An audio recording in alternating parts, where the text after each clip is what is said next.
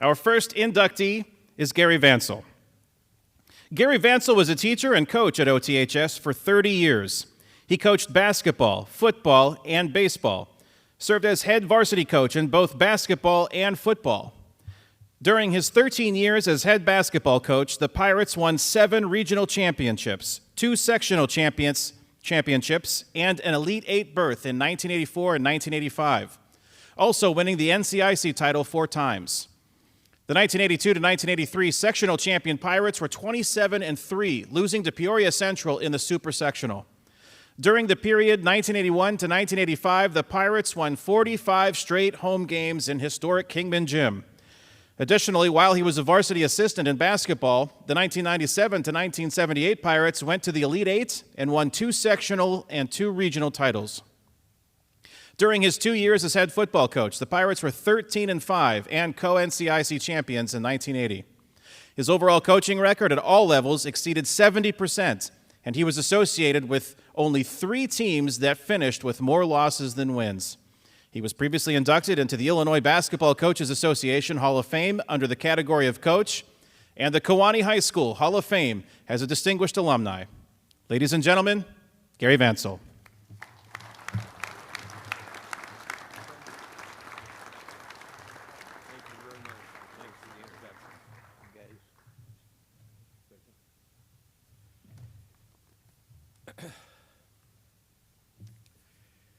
Needless to say, I'm very honored, humbled.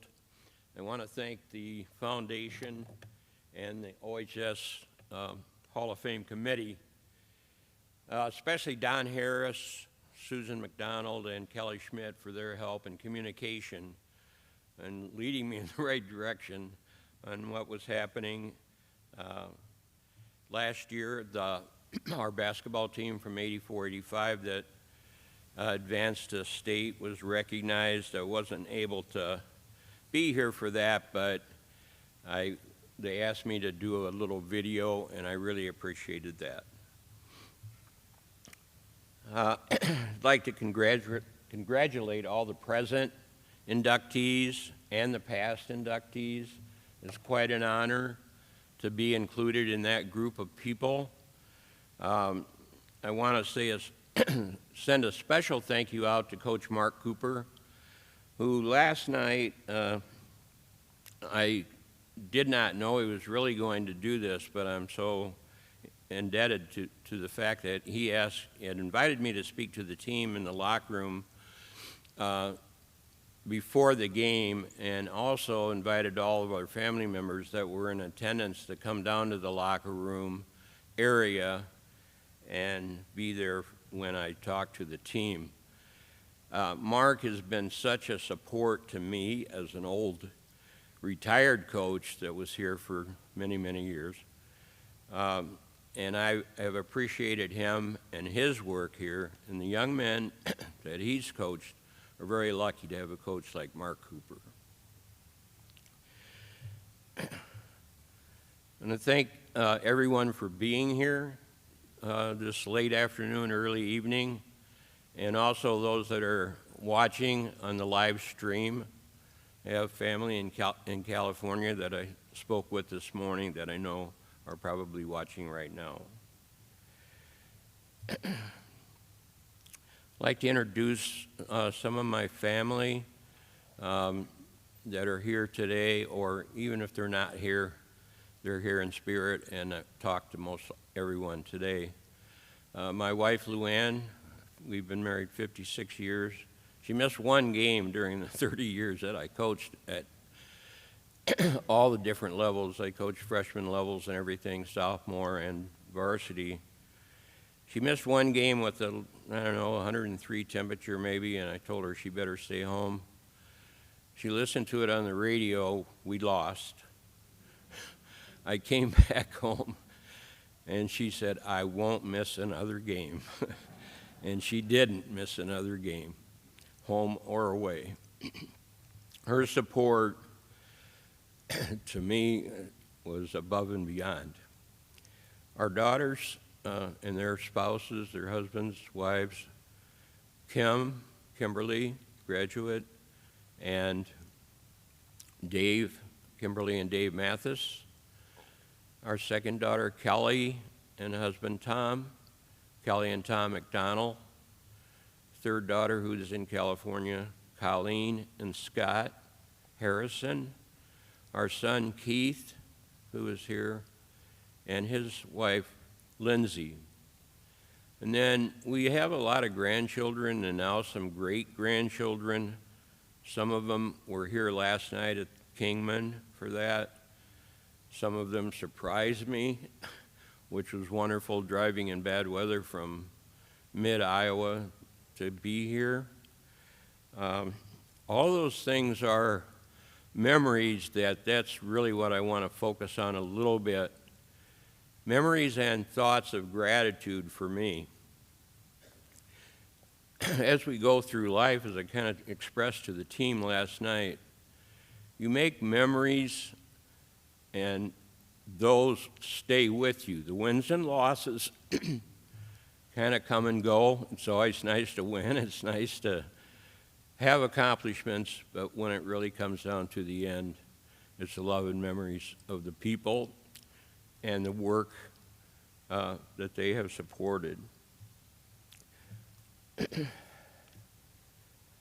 I signed my contract. I student taught here in 1965, the winter, about this time of the year, from I was a senior at Illinois State.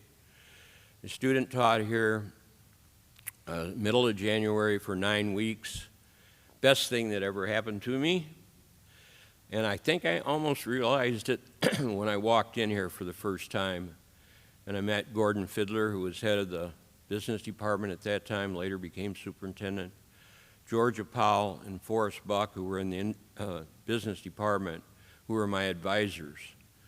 Those people treated me so well and set me on the right path as far as teaching goes. I took a lot of pride in being here, just hardly ever missed a day. And when I walked up those steps from the faculty parking lot, I was always happy and proud that I was working at Ottawa High School, that I was employed here. And the coaching came a little bit after that, as Coach Novak and Coach Riley and many other coaches that I'm going to mention encouraged me to get into coaching if that's what I was interested in, and I was. So I had all the best of it, so grateful, and continued on the path as a freshman football coach. I have to tell a story, Holly, on Mr. Novak, Coach Novak. Holly was a student here when I was here, right? And I was a freshman football coach, and I scouted a lot. In fact, that's how I met Luann. I was scouting a game in LaSalle, Peru on a Friday night in 1966, Luann? Yes. No.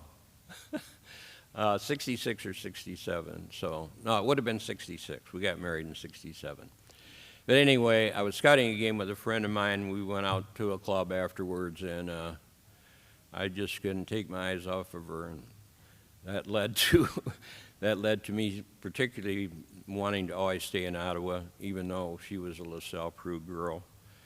But down on the sidelines at Dixon, I didn't have to scout that night. I was on the sidelines at Dixon varsity playing. I think it would have been like 66, 67, 68 in that area.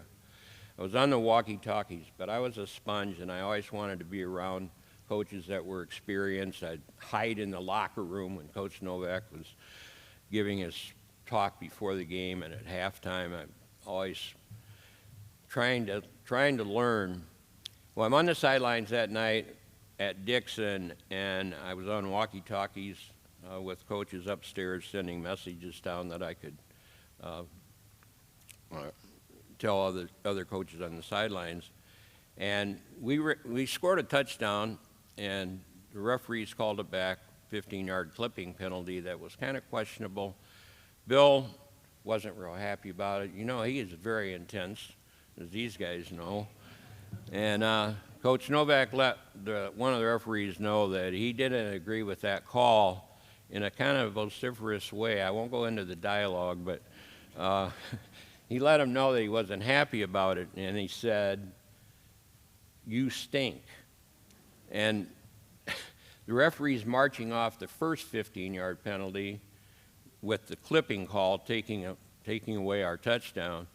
And then when Coach Novak said that, he whipped out another second flag, threw it down for unsportsmanlike conduct. You know, you can't say anything to the refs.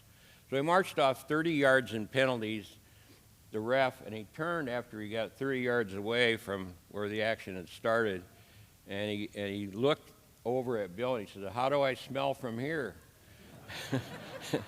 And Coach Novak said, "You still stink." Well, to finish it off, though, now we're like 70 yards away from the end zone after that. I don't know if it was 2 or 3 plays, but it was either one of the two or three plays we were back in the end zone.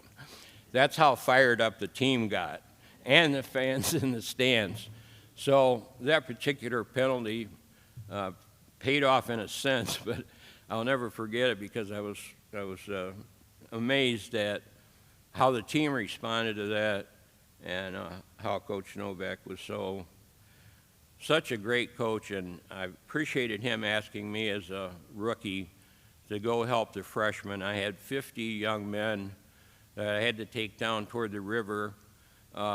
Most of them were the smaller guys physically, because we had 100 kids report for freshman football when I was in 1966. Barely had enough stuff to get them all in unis, but I'll never forget that. I had so much fun doing that, and it ingratiated me to the idea that I loved coaching. Football coaches that I want to mention, Coach Novak, Coach Riley, Coach Nelson, Coach Miller.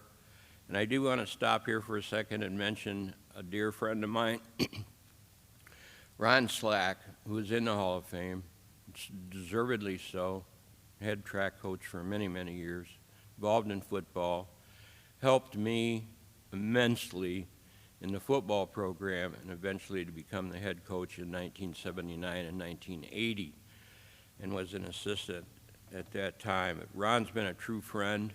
I view him as a big brother, an advisor. His wife Peggy and our family, girls were small at that time. I'll never forget what Ron and Peggy has meant to us. When I came, Bob Johnson, June Gross,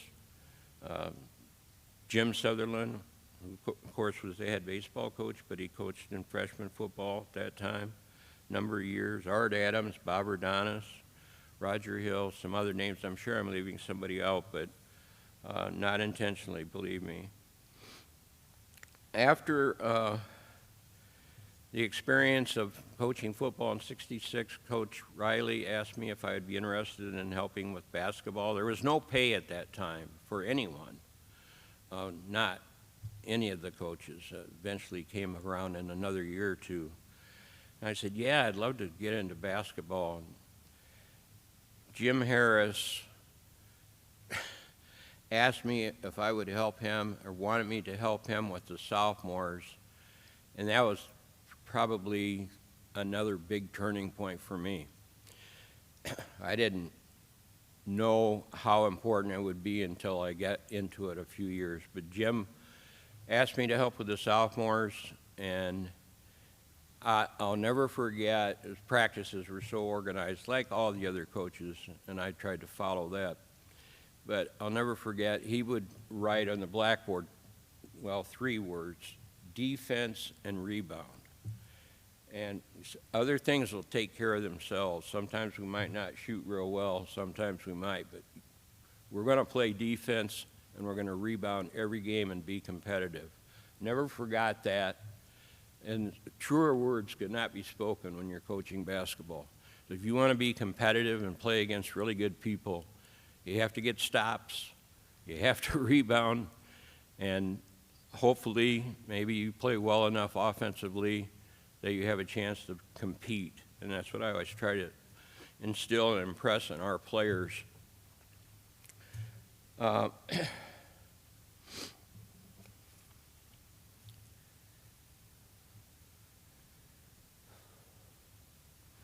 The accomplishments that were read a few minutes ago are events and memories that I'll always remember. 1979 football team, Steve Nelson, who I think is in attendance today. I had a chance to meet, it's Ellen, his mom, which we've known for years. We actually bought a house from Ralph and Ellen on the south side of Ottawa in our younger days. Met Steve's son. I think Steve might be in attendance. I haven't had a chance to really, I can't see anybody, to be honest with you. But Steve was an all-state football player in 1979. And I never saw or coached a better linebacker. He averaged like 12 tackles a game. That's his senior season. Glad his dad, Ralph, was on the sidelines with me and the rest of the coaches. And Steve could tell you after the first quarter, he'd come over to the sidelines. He knew which direction the offensive play was going to go.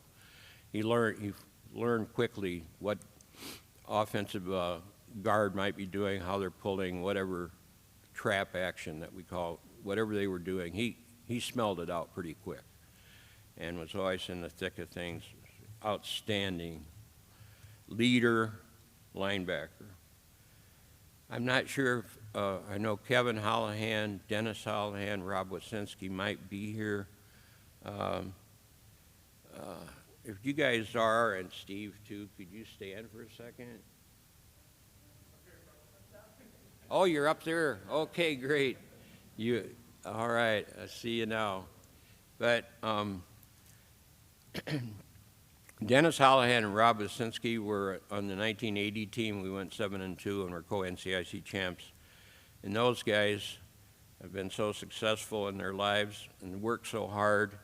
Rob got a scholarship to Northern Illinois University, then became, after graduating from college, been at Geneva. I think you're retired now, right, Rob?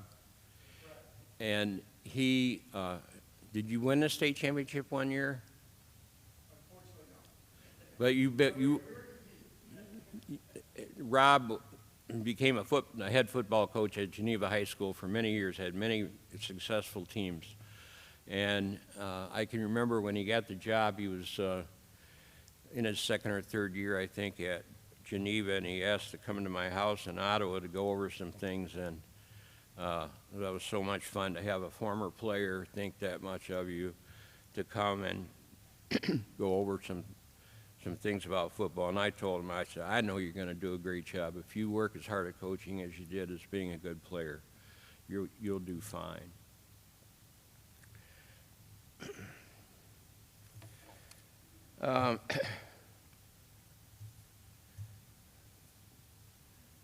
Losing my place here. Basketball coaches, Coach Riley, Coach Harris, Jim Sutherland, Lyle Gunther, Bill Hamilton, Jim Moran, Tom Henderson,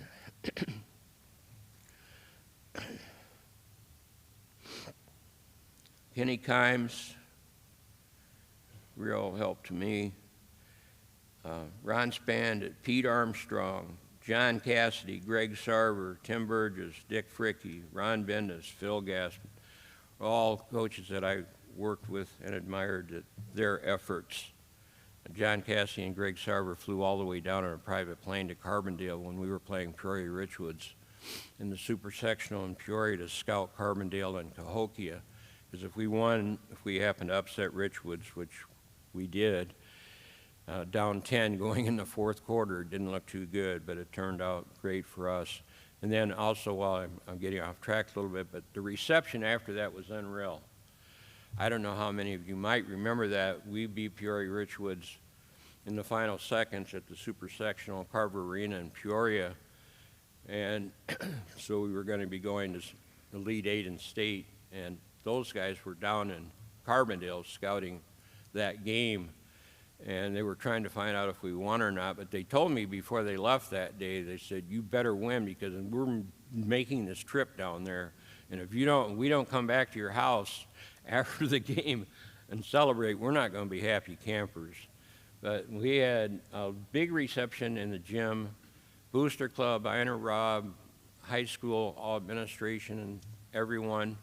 it was unbelievable. At that time of night, coming back on the bus from Peoria, and even the rest of that week, we didn't play badly in the Elite Eight. We shot well, but Kewanee was just on fire that night. But it was a great experience. The Red Rats, Mike Cassidy, Kevin Hollahan, 82-83 team, Dave Moran, who I want to send a special thank you out to Dave. We're thinking of you, Dave, in your battle. We know what a competitor you are, and you'll do well.